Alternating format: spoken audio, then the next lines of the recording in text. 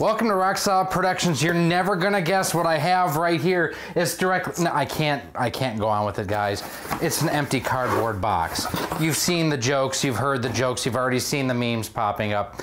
But in this video, we're gonna talk about why I think Nintendo Labo is perhaps one of the most brilliant and exciting ideas to come out of any video game manufacturer, perhaps ever.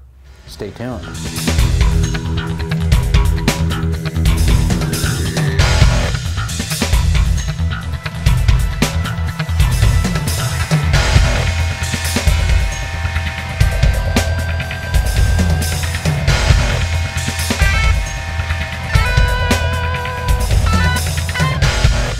Hey everyone, Gary here with Rock Solid Productions, and no, I wasn't joking, except for the bad box joke, about my opinion on Nintendo Labo. See, the way that I'm looking at this whole thing is, it's not for me, and that's okay. Let that sink in.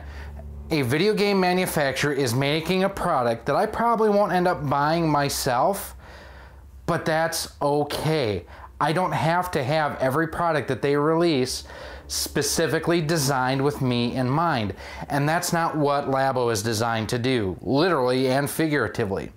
What I look at Nintendo Labo is they're changing the game again.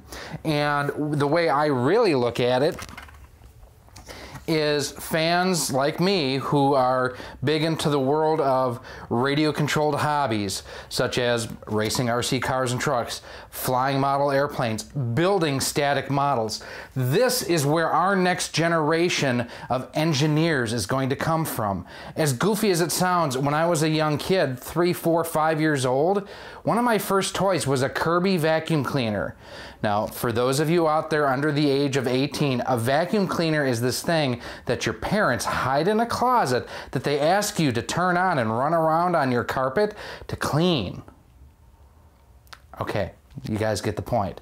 But seriously, one of my first toys was our Kirby vacuum cleaner. I would take that thing apart and put it back together all the time. I enjoyed being able to see how things work, putting something together and making it more than what it was originally. You know, I've been involved with RC models for, let's see now, 26 years, I want to say. It'll be 26 years this year. And I have had so much fun, not just in driving the vehicles, but in building them. Putting a kit together, there's just something satisfying about that. And that's where, when I first saw the Nintendo Labo advert, basically we'll call it, I probably crapped on it a little bit myself, thinking, how stupid is this? They're selling a box of cardboard. No, that's not what they're doing. They're selling you an experience. They're selling you something that you can take and think, pun intended, outside the box. I'm of an age where I remember going to McDonald's and getting a Happy Meal and having to put things together exactly like the Nintendo Labo does. Now, the couple concerns that I do have, first of all, is yes, it's cardboard and cardboard is cheap. I get that. The software, how much is the software going to cost? You know, the transformer looking thing actually looked a lot like Optimus Prime. I don't think that was necessarily by accident. Looked really cool. The motorcycle functionality looks really cool. My concern that I have is our current generation of kids that I feel that this is aimed for. They're more than happy to just sit there and do this on their phones all day long, never looking up, just doing this the entire time, just doing this. So I do have some concerns as to whether or not 10 years ago this would have been great. Now I don't know if the audience is there for it. The other thing to keep in mind too is Nintendo is not just an American company, it's worldwide.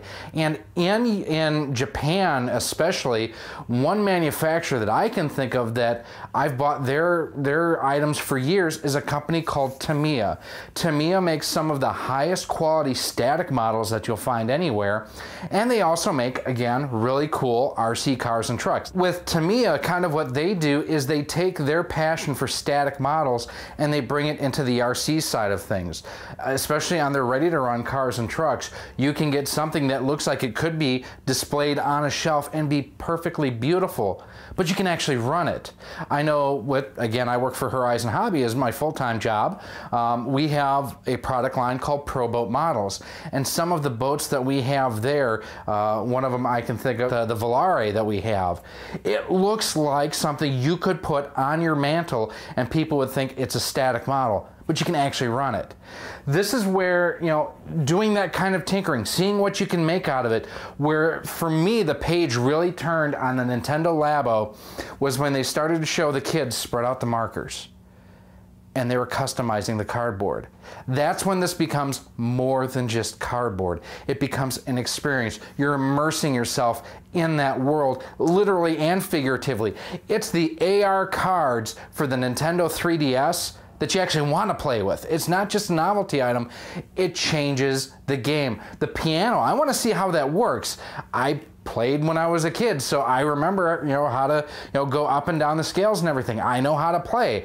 I'd like to see how that actually works. You know, seeing if it is something, and I don't think it was this Joy-Con, I think it was the left Joy-Con, or no, it is this one that's got the camera on it, that you slid in there. If it basically read the motion of which key and measured the distance to get it to play the right song. It's really neat the way that they're thinking, again, outside the box, and that is how Nintendo needs to spin this, at least in my opinion. From a marketing standpoint, this is outside the box gameplay, and it's not video gameplay, it's playing games, interactive games. Shigeru Miyamoto and Satoru Iwata for years talked about the Wii and the Wii U to get people off of the couch to interact with each other in a real world. That's what Nintendo Labo does. And well, again, I don't know that I'm going to be picking up many, if any, of these. Again, this is where the next generation of engineers are going to come from.